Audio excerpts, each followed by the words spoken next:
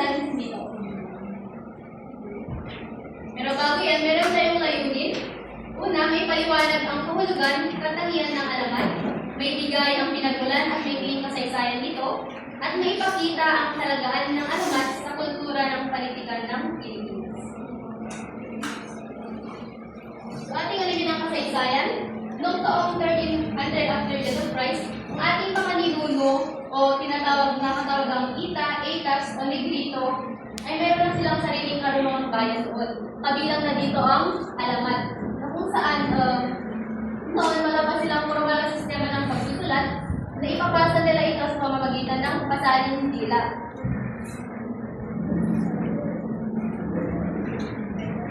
At pagkalipas naman ng 4,000 na taon, dumating ang mga Idones sa ating kabulaan, na kung saan may dala rin silang sariling sistema ng pamahalaan, panitikan at pananampalataya.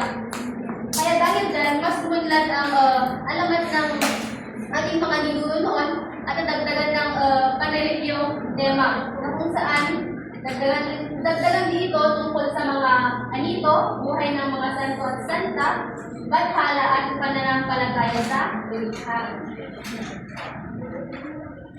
At nang dumating naman ang mga malay sa ating kapuluan, sila ang nagturo sa atin ng tinatawag na alfabeto o alipbata o alikata. Kaya dahil dito, ang ilan sa mga alamat natin ay mas naisatikik na kung saan ginagamit nila ang mga balat ng kahoy, dahon, o kawayan na kanilang sinusulatan. At ang ginagamit din nilang pansulat ay yung mga matutulis na bato at kahoy din.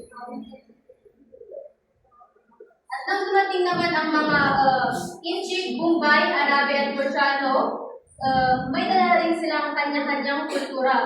Na kung saan ang mga lakal na ito ay may dalang kanya-kanyang kultura, na kung saan mas naging umunlad na ang ating alamat, na kung saan mas gumanda ang wika, pagmulat ng ating mga ilo, kahit marami sa alamat ang naisulat at lumaganap. At ng panahon naman ng mga Espanyol, may dalawang layunin sila sa atin, na kung saan ipalaganap ang kanilang kolonya at ipalaganap ang pananampalatayang Kristyanismo. Na kung saan, ngunit pinasunog nila ang ating mga maraming alamat. Na kung saan, kahit pinasunog nila ito, pinasunog nila dahil tinutuloy nila itong gawa ng mga demonyo. Pero kahit pinasunog nila ito, marami pa rin alamat ang nanatili dahil sa pamamagitan ng pasaling dila, na kung saan ikinawento ng mga matatanda sa mga kabataan, sa pamilya o sa komunidad. Kaya naging nanatili pa rin ang ating alamat. So, noong unang panahon, ang alamat ay pasalita lamang. At nang dumating ang mga Indones, dagdagan ito sa temang panreligion o sa mga anito, bathala, at ang lumikha. At nung dumating naman ang Malay, naisulat na ito. At nang dumating naman ang mga lakal na Inchik, Bombay, Arabe at Persiano, ay mas naging umunlad ang wika at mas lumaganap pa ang alamat. Pero nang panahon naman ng Espanyol, sinupil nila ito, ipinasunog nila at sinapon sa ilog, ngunit nanatili pa rin buhay sa bibig ng mga tao.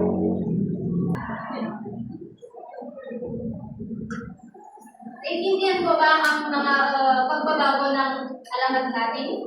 Yes. So, ating alamin ang kahulugan ng alamat.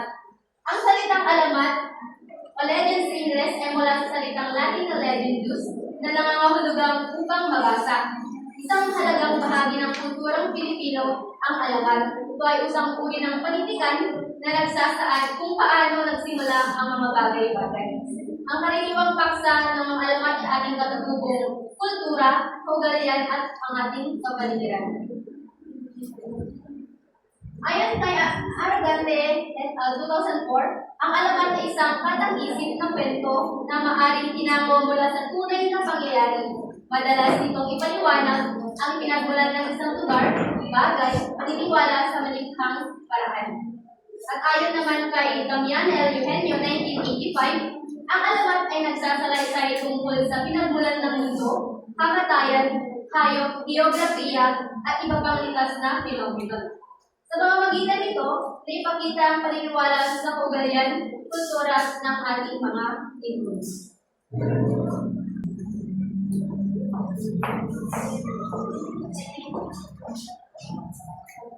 Dumako naman tayo sa mga bahagi ng alamat. Ang bahagi ng alamat ay mayroong tatlong bahagi. Ang simula, gitna at ang wakas. Simula, inilarawan ng mga tauhan sa kwento, sino bilang mga gumaganap sa kwento, at ano ang papel ng kanilang ginagampanan. Maging ang tagpuan o lugar at panahon ng pinangyarihan ng insidente ay inilarawan din sa simula. Ito ay pinapaliwanag kung saan naganap ang isang kwento, sino ang mga tauhan, sino ang mga gumanap dito, at ano yung mga papel na ginagampanan nila sa kwento.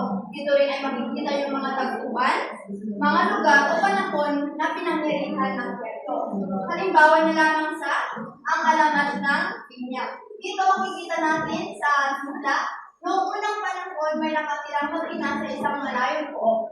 Ang ina ay si Aling Rosa at ang anak ay si Pina. Ito ay nangyari sa probinsya. So makikita natin dito na sa simula ay ibinigay kung sino yung magiging tauhan sa kwento, si Aling Lisa at si Pina, kung kailan naganap ang kwento, noong unang panahon sa isang malayong pook at saan ito ginanap. So, ginanap ito sa isang probinsya. Ang pangalawa naman ay ang gitna. Dito sa gitna ay ito yung mga sunod-sunod na pangyayari dito sa kwento.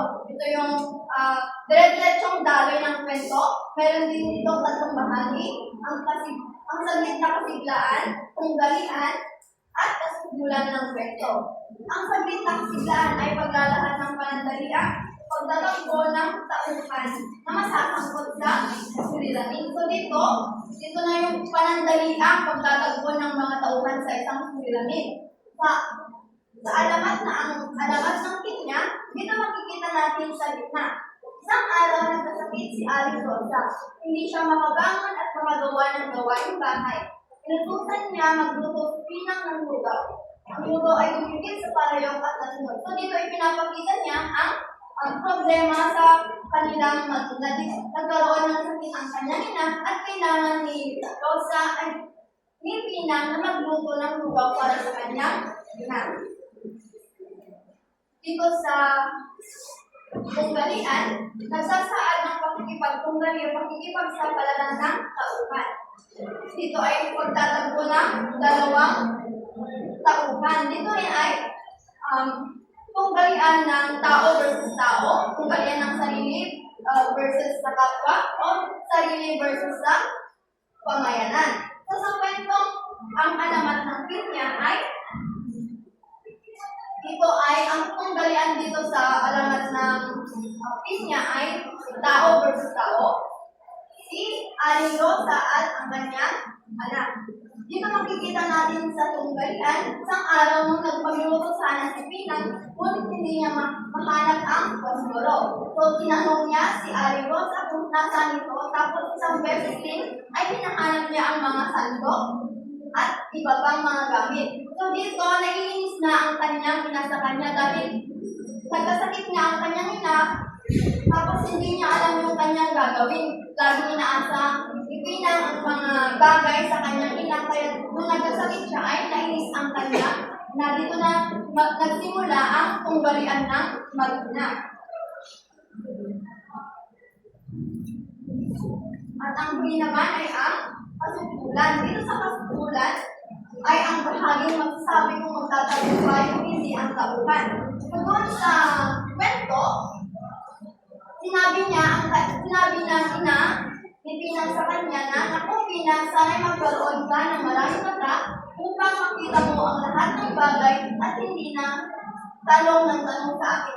Dito, binigkas ng kanyang ina ang mga salitang iyon at kinagabihan, hindi na niya makita si Pinang sa kanilang bahay. Dito na nagkaroon ng pagtataka ang kanyang ina. Dito na magkakaroon ng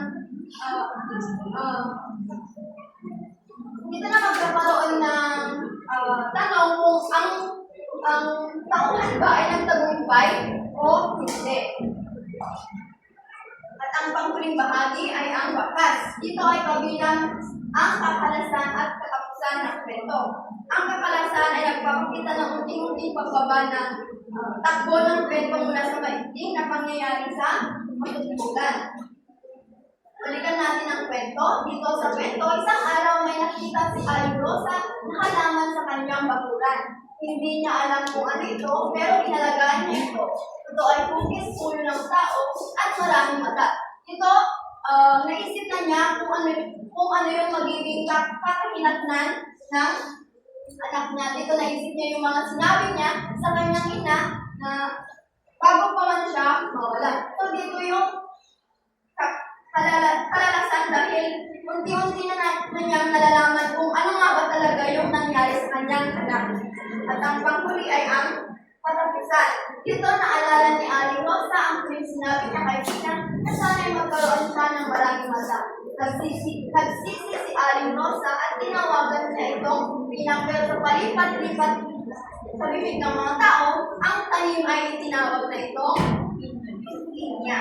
So dito sa katapusan, nakita natin na malungkot ang naging kakahinatnan ng kwento. Naintindihan ba ang mga bahagi ng alamat? Yes. Dumako naman tayo sa uri ng alamat. Ayon sa pag-aaral ni Virginia sa kanyang aklat na Philippine Book of Literature, The Legends, 1996, may dalawang pangunahing uri ng alamat sa Pilipinas. Ang una ay ang etiological na alamat. Ito ay mga alamat na nagpapaliwanag kung saan nga ba nagsimula ang isang bagay, tulad ng mga halaman, ng mga hayop, o ng mga anyong lupa at anyong tubig. Halimbawa na lamang ang pinisenta ko kanina, alamat na pinya na kung saan dito, sinasabi niya kung saan nagmula ang butas na pinya. Meron din mga iba't ibang alamat ng pinya, ang alamat ng durian, isang matandang lalaki na nagngangalang During na nagbigay sa mag-asawa ng isang butas na hindi nila alam kung ano ang pangalan nito. Kaya tinawag na lamang nila ito durian. At ang alamat ng pagtutok o woodpecker, ang alamat ng talon ng Maria Cristina, alamat ng pabyos, alamat ng makopa, alamat ng ilang-ilang, alamat ng kawayan, alamat ng bundok pinatubo. So, batay sa kahulugan ng etiological na alamat ay dito sa pinya, durian, makopa ay sinasabi niya dito kung saan nagsimula ang isang bagay tulad lamang na halaman o putas. Doon din, sinabi dito na saan nagsimula ang mga bagay-bagay katulad ng mga anyong lupa. Ito ay ang bundok pinatubo at ang anyong tubig naman ay ang talon ng Maria Cristina. Narito ang mga alamat. Alamat ng durian, pabutok, talon ng Maria Cristina, alamat ng tabyos, alamat ng makopa, alamat ng bundok.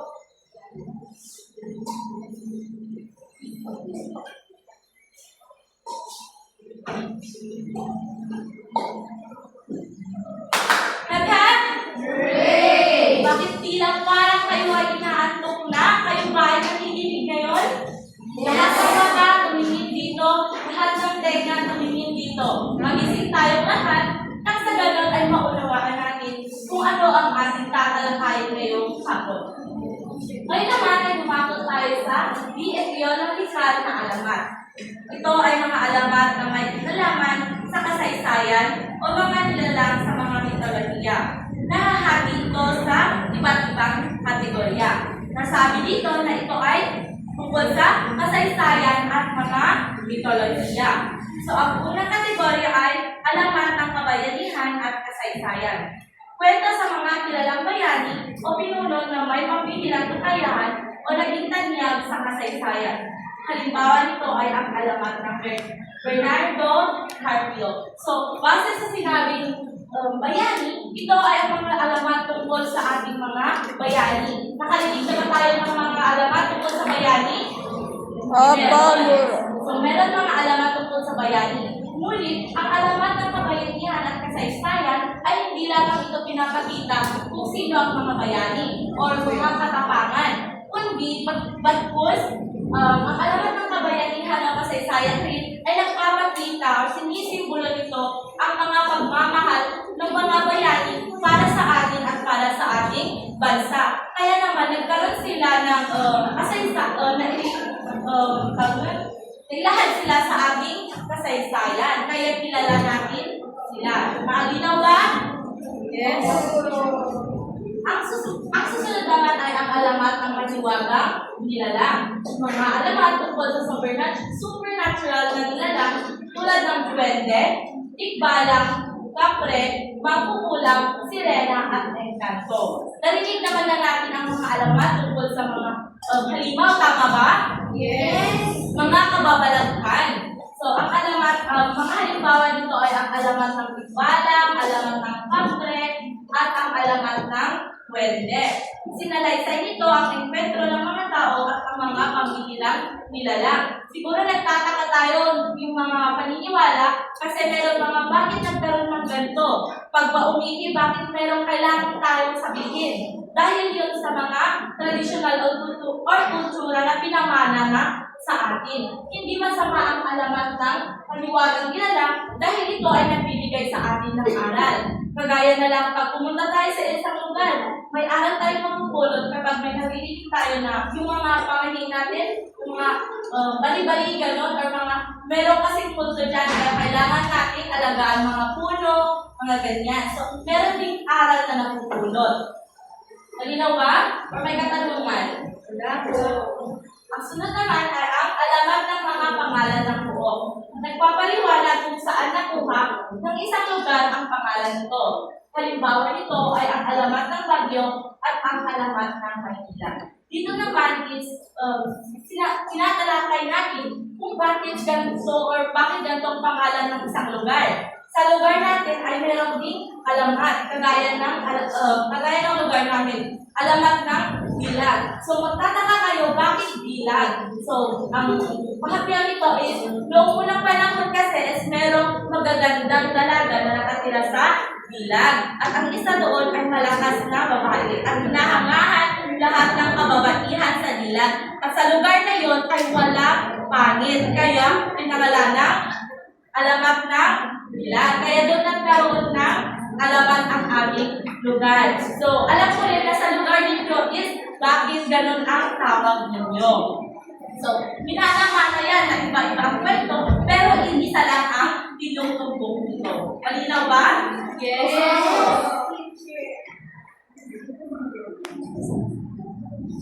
So, itong mga halimbawa, alamat ng Bagyo, ang mina ng ginto. Kilala ang Bagyo sa maraming ginto, tama ba? Yes! Or may ginto ba sa labas ng bahay mo? Wala. Ang alamat ng ginto, no? May naman ay dumako tayo sa perspektibo nito. Magandang hapon mga bata. Magandang hapon po, Guro! Maaari na kayong paupo. Ngayon, basahin nga natin kung ano ang nakasulat dito. Obserbahan mo ako! Sa salitang obserbahan, ano ang maiisip mo, Pierre? Obserbahan mo yung Tama. Ano pa? Yes, Winnie?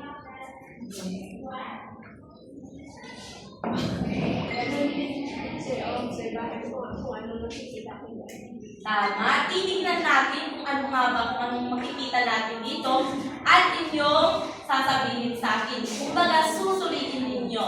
Ngayon naman, ito ang larawan natin o obserbahan. Ano ang masasabi mo, Bea? Mahal ka bang tumayo? Isang kilog na pinya. Joni?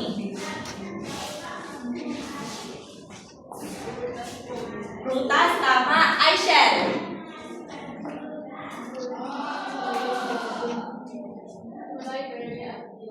Tama. Hazel?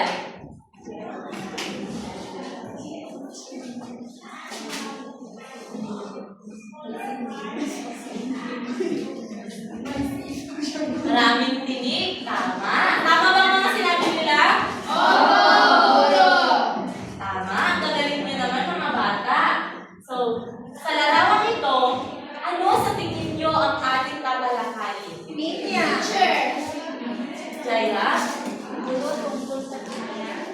sa pinya. Magaling, ano ba?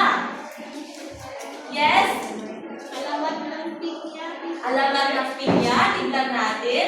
Salamat. Ano ba? Rose?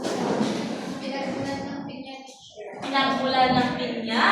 Tama. Hindi nyo masasabihin ng mga prutas? Ano? Ano ba? Yes, Angela?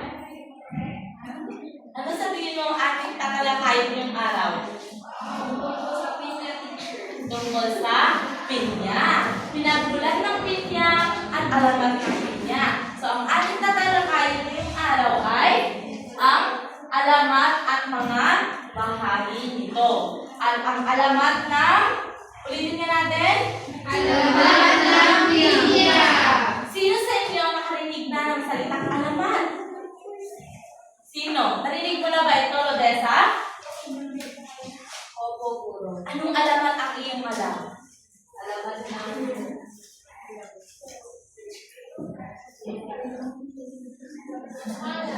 alamat ng ampalaya. Alamat ng ampalaya. Ano ba? Yes? Alamat ng sayote po. Alamat ng sayote. Salamat. So ngayon ay ating alamin ang alamat ng pinya. Tatalakayin natin kung ano ang pinagmulan nito. Tama? Pero hindi lang yan. Tatalakayin din natin ang simula, gitna at wakas ng alamat na ito. Kaya, makinig kayong mabuti. Pero bago yan, ay aking tatalakayin ang layunin natin sa ngayong talakayan.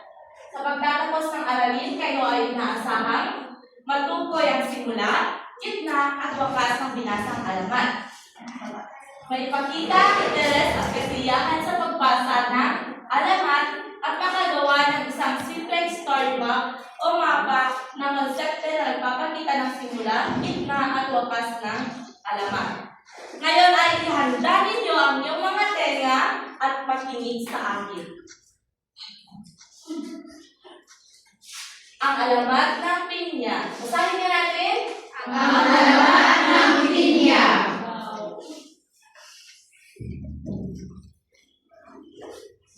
Unang panahon, may mag-inang naninirahan sa isang buo.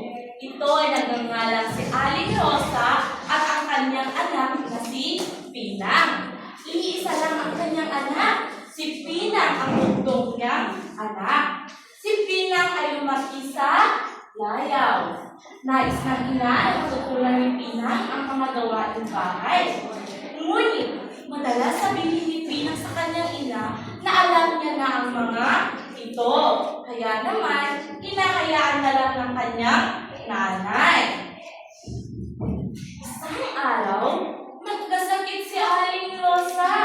Kaya, hindi na siya makabangon upang gumawa ng mga gawaing bahay. Kayo ba, pag nagkakasakit kayo, nakakagalaw ba kayo? Hindi po. Nahihirapan din ba kayong gumalaw kahit si Aling Rosa? Kaya naman, inutusan niya si Pinang na magluto ng lugaw. Sino sa inyo kumakain ng lugaw? Hazel, masarap ba ang lugaw? Depende. Tama, masarap ang lugaw kapag pag-init. Pag may kalamansi, tama. Ngayon naman, isinalang ni Pinang ang niluluto. Ngunit, napawayaan ito ni Pinang dahil sa paglalaro. Kaya naman ito ay nasusunog. Kayo ba, kapag nagluluto kayo at inuunan yung paglalaro, nasusunog din ba? Hindi. Hindi. Ngunit si Pinang ay talagang pinabayaan niya. Kaya nasunog ang kanyang niluluto. Pero kahit na nasunog ang kanyang niluluto ay pinagpasensyahan pa rin ng kanyang nanay dahil kahit pa paano ay inaalagaan niya pa rin naman ang kanyang nanay. Nagtagal ang sakit ni Aling Rosa. Kaya si Pinang ay napilitang gawin ang mga gawaing bahay. Palagi niya naman hindi nakikita ang mga bagay-bagay. Lagi niya itong tinatanong sa kanyang nanay. Nasaan ang posporo? Tinatanong niya sa kanyang nanay.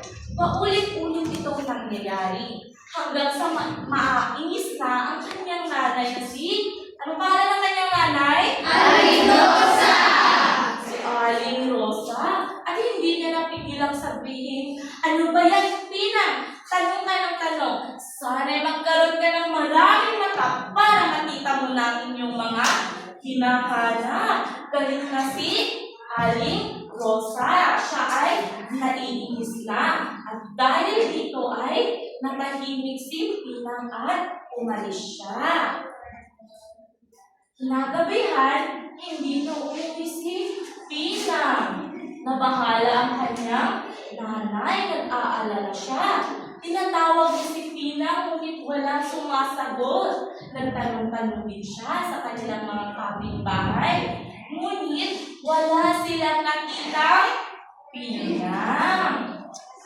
Kaya naman, nung bumalik na si Aling Rosa, ay naglalakad-lakad siya para hanapin ito. Ngunit wala talaga siyang mahanap na Pinang. Kayo ba? Pag naghahanap ba kayo, nahanap niyo ba ito?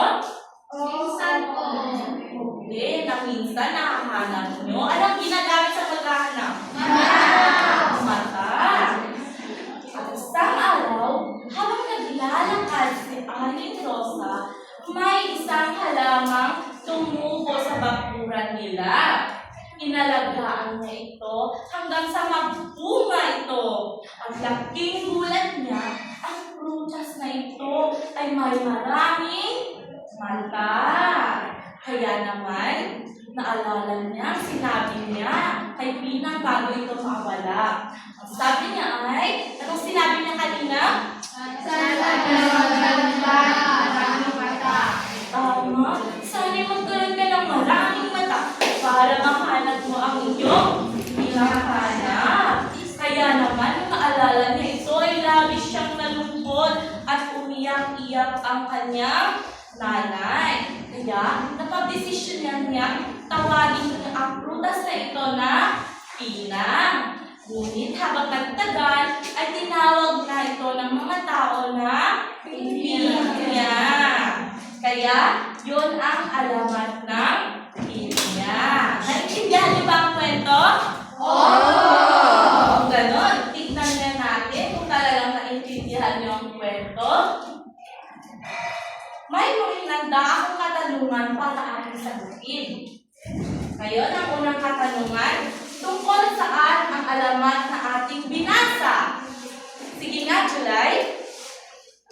Tungkol po sa pinya. Tungkol sa Pinya. Pinya. Alamat ng Pinya. Salamat. Sino si Aling Rosa sa kwento? Yes, Miss Mel. Nanay ni Pinang teacher. Ang nanay ni Pinang. Maraming salamat. Pangatlo, saan sila nakatira? Sige nga, Arnoy. Malayo po. Sa malayong puo. Saan nga ulit sila nakatira? Sa malayong puo. Sa tingin nyo, ano ang ugaling meron kay Aling Rosa? Sige nga, Queenie. Ano ang ugaling meron kay Aling Rosa? Mabait po. Mabait, salamat. Ano ba? Ano ba, Rose? Mapagmahal na ina, salamat. Ano ba? Sige nga, Clarence.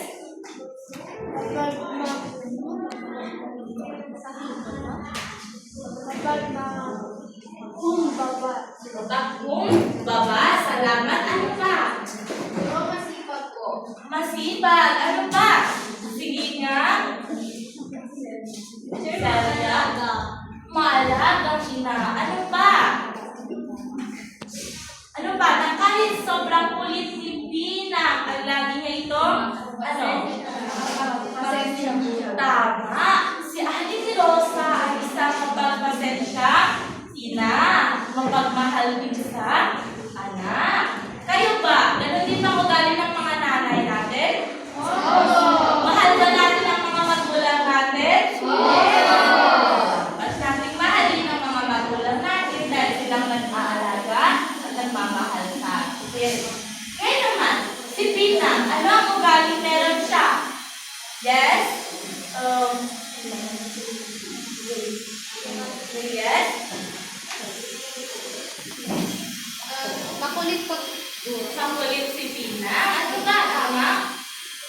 Cheng? Tama. Ano ba? Daira? Pabaya? Kung nasunog ang kanyang niluluto. Ano ba? Ardoy? Palaasa. Meron pa ba, Natasha? Laki sa layo. Laki sa layaw. Ayun naman, kung kayo si Pinang, gagayahin niyo ba siya? No. Sige nga, bakit hindi? Sige nga, Jody. Hindi po. Bakit hindi? Kasi kailangan po tayo sa ating mga nanay. Tama, huwag tayong laging umaasa. Kailangan din natin magbigay ng effort. Ngayon naman, ano ba? Meron pa ba? Amelia?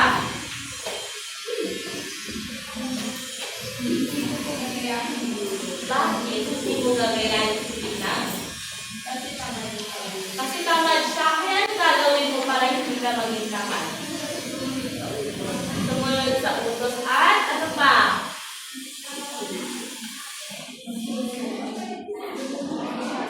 Ano pa? Maging masipag, tumulong, tama? Ano ba, Daira? Sige nga. Sige, anong gusto mong sabihin?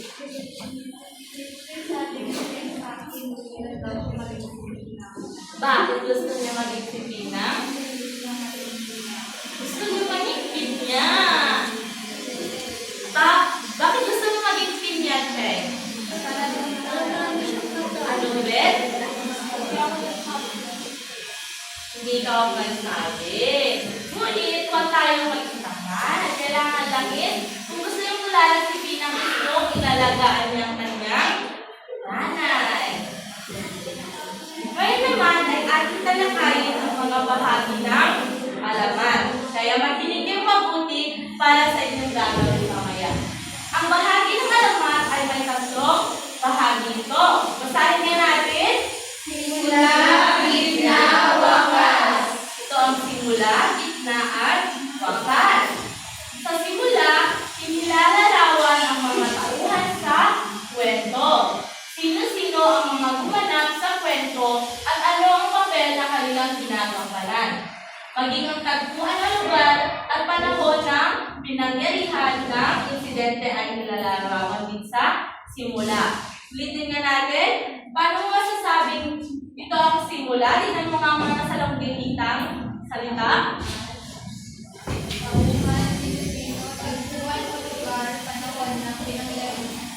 Tama. Dito natin makikita ang mga tauhan.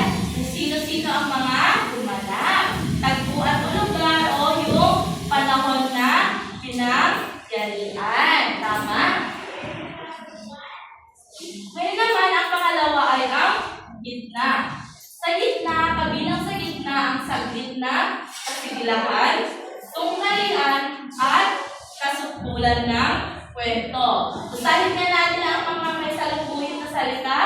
Saglit na kasiglahan, tunghalian, kasuksulan ng kwento. Tama. Kung sinasabi natin saglit na kasiglahan, ito ay naglalakad ng parandali ang pagtatagpo ng mga tauhan. Sa tunggalian naman, ay nagsasahan ng pagkikipagtunggali o pagkikipag sa palaran ng tauhan. At sa kasukpulan naman, ito ay ang bahagi na sinasabi kong tagumpay o hindi ang isang kwento o ang tauhan. At ang panghuli ang ano ulit? Wakas. Basahin nga natin ang wakas. Kabilang naman sa wakas ang kalawasan at katapusan ng kwento. Ito ang bahaging maglalahad ng magiging resolusyon ng kwento. Maaaring masaya o malungkot, pagkatalo o pagkapanalo. Dito na natatapos ang isang kwento. Dito na natatapos ang isang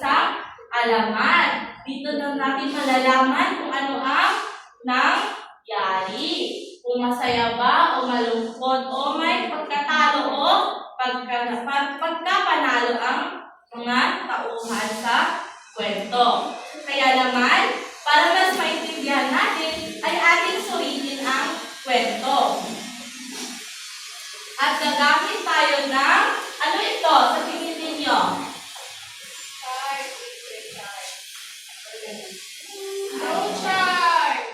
Ano ito?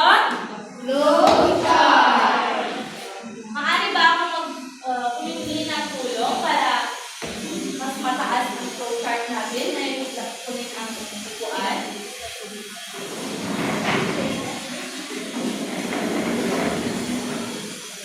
Lahat ba kayo ay nakikita nyo?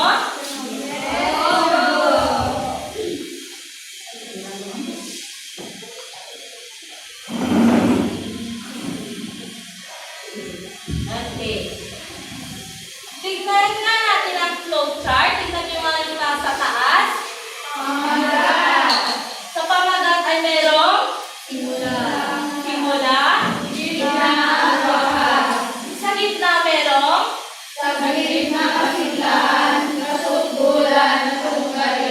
ngayon naman, sa ating alamat na tinalakay at susuriin natin kung ano ang pamagat, simula, gitna at ang wakas at ang mga bahagi ng gitna ng kwento. Handa na ba kayo? Opo! Ngayon naman, sa pagsusuri natin ay mayroon akong ibibigay sa inyo at babasahin niyo mabuti kung saan nyo ito ilalagay. Kung saan siya talaga kailangan mahigit. At magtatawag ako ng mga pangalan, pupunta sa harap para ilagay kung saan ito tamang ilagay. Ngayon naman, gusto ko nga pumunta dito si...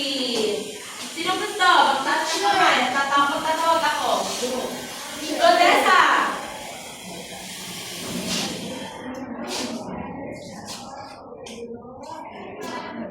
Umiinig ka nga at ilagay mo ito sa tamang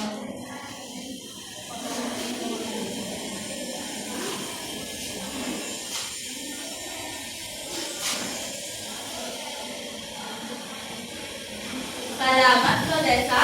Titignan natin mamaya kung tama ang kanyang sagot. Ngayon naman, July.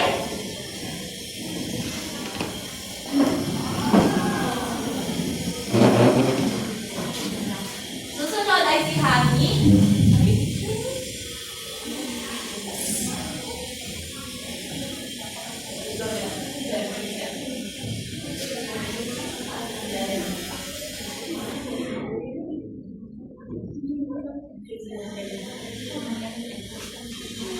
Ngayon naman, Hani.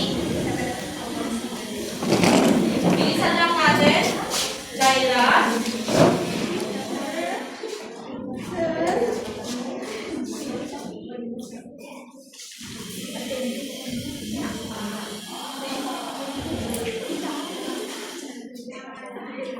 Alperin.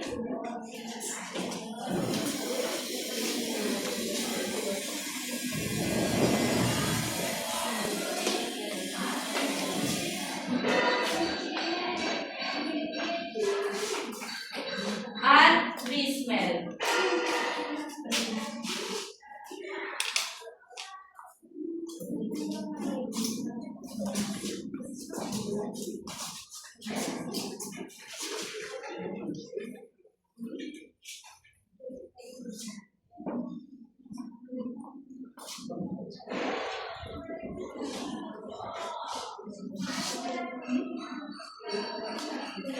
Maraming salamat. Ngayon ay ating suriin ang daloy ng kwento. Sa pamagat, ano ang pamagat? Pinya. O ang alamat ng pinya. Tingnan natin kung tama ang simula ng kwento. Noong unang panahon, may mag-inang naninirahan sa isang malayong buok. Ang ina ay si Aling Rosa at ang anak ay si Bina. Bakit nasabing simula ito? Sino naglagay ng simula? Rodessa, bakit simula ito? Noong unang panahon, tama, mayroong lugar na nasabit sa kwento. Ano ba? Panahon, ano pa? Celia?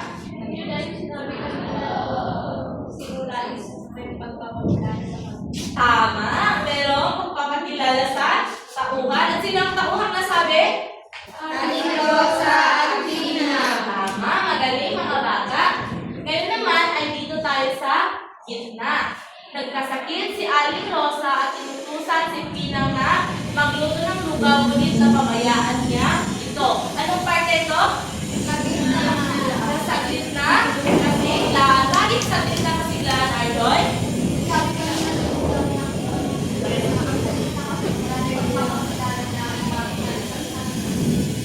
Pagkalahat ng mga panatay ng pagtatagpo ng mga Tama.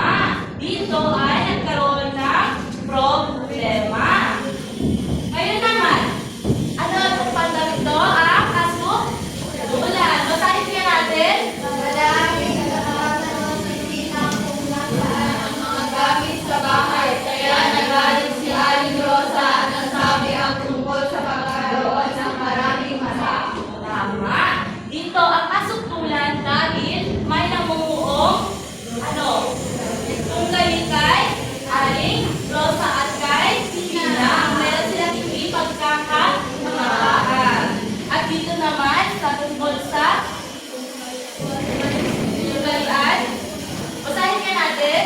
Umalis si Pina at hindi na siya bumalik kahit nagamit siya ng kanyang ina. Tama, tamang nilagay ninyo.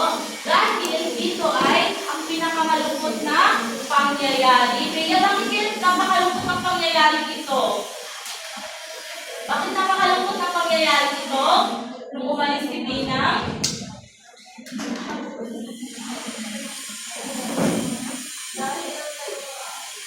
Tama, nalungkot ang kanyang nanay. Dahil umalis na si Pina at hindi na siya bumalik. Tama, sa wakas nga. Basahin nga natin lahat ang wakas. May tumubog halaman sa bakuran ni Aling Rosa na namunga ng prutas na may maraming mata na tinawag na Pina. Angela, bakit kaya ito ang wakas? Kasi nakita ko ni Aling Rosa na may tumubog maraming mata na prutas.